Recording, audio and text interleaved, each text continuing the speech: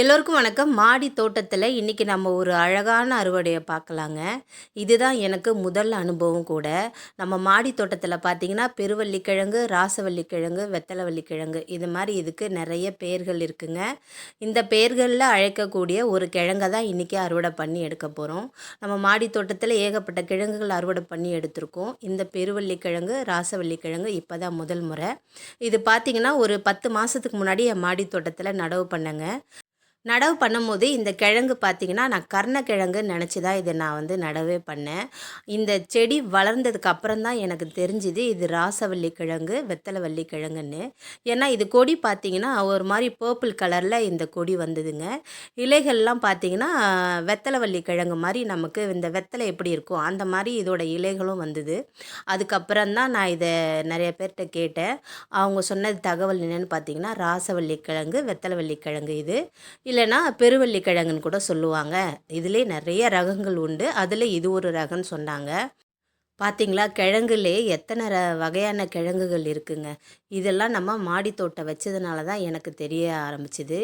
இந்த கிழங்கு பார்த்திங்கன்னா இன்றைக்கி நேற்று வந்த கிழங்கெல்லாம் கிடையாதுங்க. இது நம்ம பழங்காலத்திலிருந்தே, அதாவது நம்ம தாத்தா பாட்டி காலத்திலிருந்தே இந்த கிழங்கை ரொம்ப சர்வ சாதாரணமாக உணவில் சேர்த்துக்கிட்டாங்க. இப்போ தான் இந்த கிழங்கு பார்த்திங்கன்னா நமக்கு கிடைக்கிறதும் இல்லை. அப்படி கிடைச்சாலும் இது மண்ணில் விளையிற கிழங்குனால நிறைய பேர் இதை உணவுலும் சேர்த்துக்க மாட்டேங்கிறாங்க. ஆனால் இதில் இருக்க சத்துக்கள் பார்த்திங்கன்னா ஏகப்பட்ட சத்துக்கள் இருக்குங்க. ஆன்டி ஆக்சிடென்ட், விட்டமின் சி, நார்சத்து, பொட்டாசியம், மெக்னீஷியம் இந்த மாதிரி ஏகப்பட்ட சத்துக்கள் நிறைந்த இந்த கிழங்கு கிடைக்கிறதே ஒரு பெரிய அபூர்வம் தாங்க.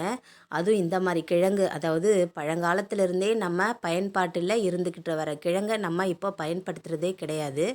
இதை நான் மாடி தோட்டத்தில் வளர்த்து அதை இப்போ அறுவடை பண்ணுற மகிழ்ச்சி ஏகப்பட்ட மகிழ்ச்சிங்க. நான் இது வைக்கும்போது பார்த்திங்கன்னா ரொம்ப பெரிய கிழங்காலாம் நமக்கு கிடைக்காதுன்னு தான் நினச்சி வச்சேன். ஆனால் பார்த்திங்கன்னா இதில் கிட்டத்தட்ட எனக்கு ஒரு 1.5 கிலோவுக்கு மேலே ஒரே கிழங்கா வந்ததுங்க. ஒரு சின்ன பேக்கில் தான் வச்சேன். பாருங்களேன், கிழங்கு எவ்வளோ அருமையாக இருக்குது. ஆனால் இதில் வேர்கள் நிறைய இருந்ததுங்க. இந்த வேரெல்லாம் கட் பண்ணி பார்த்தேன். ஒரு 1.5 கிலோவுக்கு மேலேயே தான் இருந்தது இது. ஒரு கையால் இந்த கிழங்கு என்னால் தூக்கவே முடியலங்க. அவ்வளோ சூப்பராக இருந்தது. என் மாடி தோட்டத்திலே இந்த அறுவடை பார்த்திங்கன்னா ரொம்ப ஒரு மகிழ்ச்சியான அறுவடைனே சொல்லலாம். ஏன்னா நான் கொஞ்சம் கூட எதிர்பார்க்கல. நான் வைக்கும்போது கருணக்கிழங்குன்னு நினச்சி வச்சேன். ஆனால் அறுவடை பார்த்திங்களா, இது ராசவள்ளி கிழங்கு, பெருவள்ளி கிழங்கு, வெத்தலைவள்ளி கிழங்கு எப்படினாலும் இதை வச்சுக்கலாங்க. ஆனால் ஒரு அற்புதமான கிழங்குங்க இது. நம்ம பழங்காலத்துலேருந்தே பயன்பாட்டில் இருந்துட்டு வர கிழங்கு. கண்டிப்பாக இந்த கிழங்கை மறுபடியும் என் மாடி தோட்டத்தில் நடவு பண்ணி நான் அறுவடை பண்ணணும். இப்போ இதோட டேஸ்ட் எப்படி இருக்குன்னு சொல்கிறேன் பாருங்கள். சும்மா சூப்பராக இருந்ததுங்க. இதை வறுத்து சாப்பிடும்போது அவ்வளோ அருமையாக இருந்தது. வேக வச்சு மசாலாவும் செஞ்சு இதை சாப்பிட்லாம்.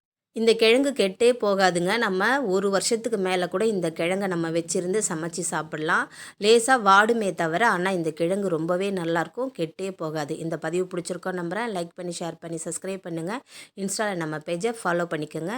யாருக்காவது இந்த பதிவு பயனுள்ளதாக இருந்தால் கண்டிப்பாக அவங்களுக்கு ஷேர் பண்ணுங்கள். இயற்கை நேசிப்போம். நன்றி.